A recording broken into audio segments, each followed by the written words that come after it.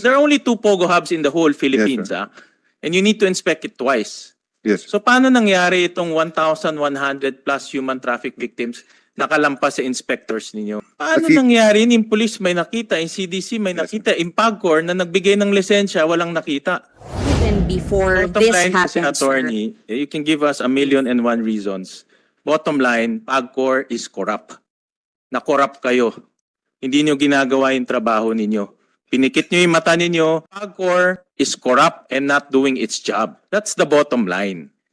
Pinagloloko nyo kami. It's not gonna work because Pagcor is corrupt. We will enforce, Mr. Chair. After nangyari na ito, alam nyo, to be honest about it, this brings international shame to us.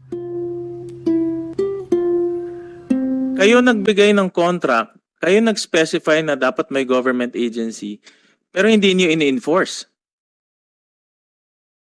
2019 pa ito eh. Tama? Yes, Mr. Chair. Ba't ninyo ini-enforce? Actually, sir, we are already following up the implementation of the this. follow-up, obviously the following up is nothing, no? It's ending up nothing. Diba? I mean, it's nothing's happening. Correct? I mean, you've been following up since 2019. It's already 4 years.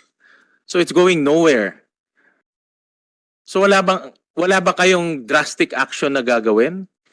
Mr. Chair, dito po sa First Orient, mapagbalik ko po, gagawa na po ako ng drastic action para po mapuwersa po natin sila How na many times have magpasok. you inspected si Sun Valley and si, what's the name of the other one? First Orient. First Mr. Orient. Chair. Mr. Chair, may I refer you to our monitoring teams? How many times do you inspect that? We facility? inspect it, sir. Sir, sorry, you are attorney. I am Brigadier General I'm sorry, General Raul Villanueva. Villanueva, sir, Please proceed, sir. Senior Vice President for Monitoring and for Security and Monitoring Cluster of Pagcor. It's a new officer. We inspect the place twice a week, sir. Unahin muna natin si First Orient. How many times do you inspect the place? It's What is in included, your sir. rule, in your guidelines? How many times do you have to inspect the place? We have to inspect it twice a week, sir. Twice a week. Because we have very limited personnel. And Yeah, but you only have 2 Pogo hubs. yes, sir. So you don't have to monitor so Yes. many things. Sir, Yes, sir. only 2 Pogo hubs. So how many times, in your regulation, how many times do you need to inspect? Twice a week. Twice a week, sir. So itong si First Orient, since 2019, twice a week nyo dapat ini-inspect. Yes, sir. Nasaan na yung mga government offices? And, sir. Kung twice a week nyo ini-inspect siya. Alam niyo yung Pagcor, pinagloloko nyo kami, to be honest about it. Eh.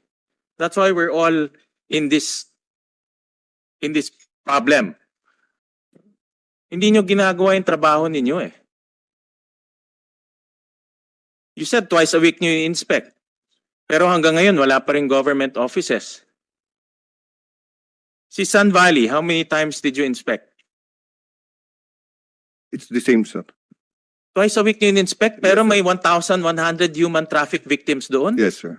Anong klaseng inspection ginawa nyo?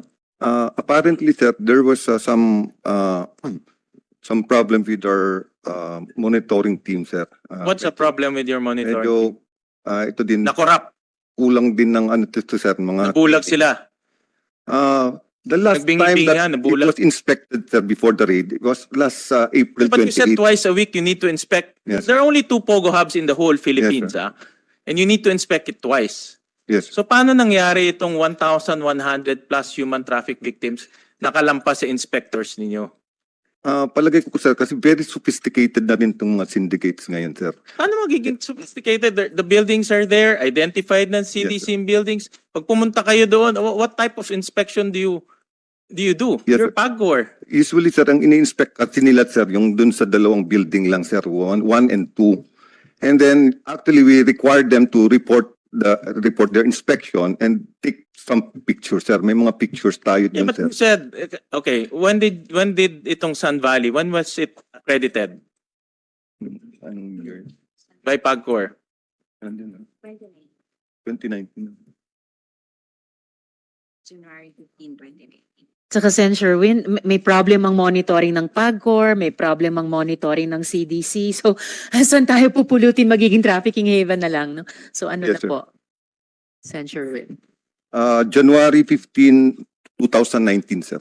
January 15, 2019 rin. Twice a week kayo nag-i-inspect. Yes, sir. Pero meron 1,160 plus human traffic there. Paano nangyari yon? Can you explain to us paano nangyari yon, Pagcor? Uh, And why we should not abolish Pagcor? Actually, sir, the latest inspection, sir, was April 28. So, Of? April 28 of 2023, Okay. before the raid, sir. Oh. And during the inspection, wala naman sila nakita, sir, na irregularities at that time. So, Paano Kasi- nangyari? Yung police may nakita, yung CDC may nakita, yung Pagcor na nagbigay ng lisensya, walang nakita. yes, sir. Obviously, na-corrupt yung mga inspectors nyo. Yes, sir. Obviously, kayo hindi nyo rin ginagawa trabaho ninyo because in your regulation, government offices should be there. Kasali ba dyan dapat Bureau of Immigration? Sa required offices? Actually, sir, upon verification, there's no specified agency, but it should have partner government and law enforcement agencies. Ano? Can you repeat that? Partner government and law enforcement Okay. agencies. Is the PNP, attorney answer this, is the PNP a law enforcement agency? Yes, Mr. Is the Chair. BI a law enforcement Yes, agency? Mr. Chair. Should they be inside the Pogo Hub? Yes, Mr. Chair. Andun ba sila? Wala po, Mr. Chair. Since 2019. Yes, Mr. Chair. Kung nandun ang PNP and BI, will this human trafficking incident happen? There is a very low possibility that this will happen. Since you Mr. didn't Chair. enforce your own regulation, sino ngayon ang may responsibilidad? Pagcor, Mr. Chair.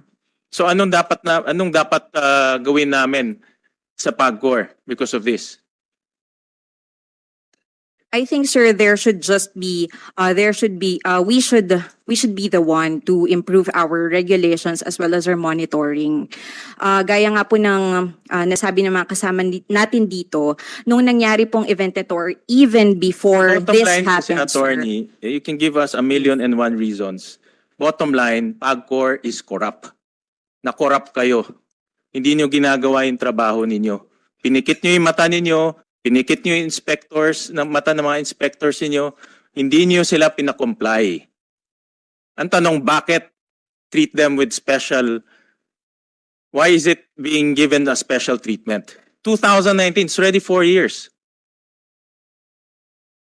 Actually, sir, hindi naman po 2019 nagsimula ang kanilang operations.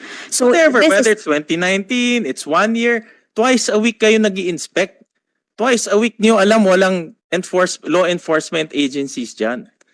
Twice a week kayong pumupunta dyan physically. And you tell me you didn't see 1,160 plus different nationalities being trafficked in that area?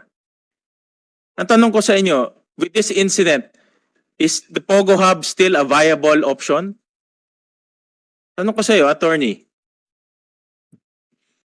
I think, Mr. Chair, it will only be viable if the government agencies and law enforcement agencies will be there When Pagcor inside. is corrupt, do you still think that the Pogo Hub concept will be effective for the country? Yes, Mr. Chair, as long as the regulations will be properly Yeah, but enforced yun yung enforce inside. yung regulation eh. We will enforce, Mr. Chair. After nangyari na ito, alam nyo, to be honest about it, this brings international shame to us. The Philippines is becoming a scam hub, hindi Pogo Hub, a scam hub. Pogo being used as front for scams. Pogo's being used as front for human trafficking. Because Pagcor is corrupt and not doing its job. That's the bottom line. Pinagloloko nyo kami. Imposible, if twice a week in inspection ninyo, imposible hindi nyo makikita yan. Just put PNP and BI dyan, wala na tayong problema ngayon. Why take 4 years of inaction?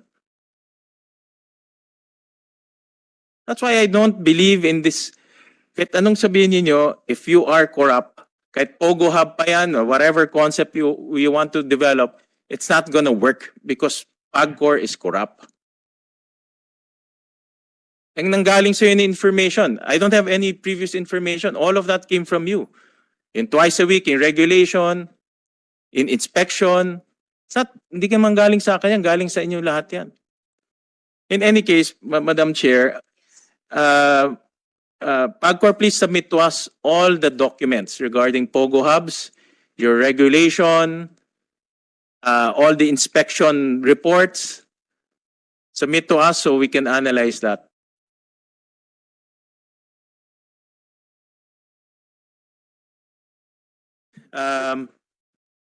Yeah, Madam Chair, sorry for taking more than 1 minute. And then I'd like to give a minute also to send Grace the author of our other I resolution. understand there's Thank a you, second Senator hearing. Win. No? There will be a next hearing, yes. Just submit to us, Pagcor, that policy or regulation on blacklisting. Pag wala, then again, Pagcor is remiss in its job in terms of enforcement. Masyado tayong malambot eh. Human trafficking to eh. Control mo yung premises mo eh.